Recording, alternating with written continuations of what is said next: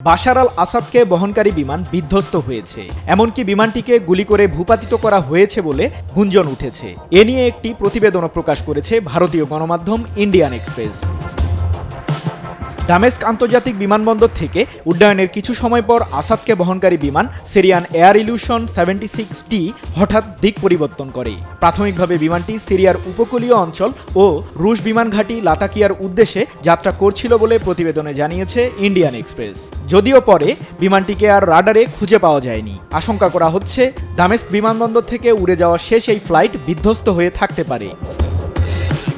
ধারণা করা হচ্ছে ওই ফ্লাইটেই অবস্থান করছিলেন বাশার আল আসাদ। সোর্স ফ্লাইট ট্র্যাকারের দাবি, এটি পূর্ব দিকে ওড়ার পর উত্তরে ঘুরে যায়। কিছু সময় পর বিমানটি সিরিয়ার হোমস শহর প্রদক্ষিণ করার সঙ্গে সঙ্গে রাডার থেকে এর সংকেত অদৃশ্য হয়ে যায়। যান্ত্রিক ত্রুটির কারণেও ফ্লাইট ট্র্যাকারে বিমানটির তথ্য না আসার সম্ভাবনাও রয়েছে।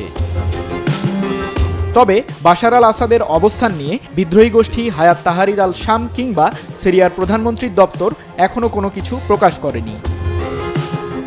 সৃজন মাহমুদ, নিউজ 24।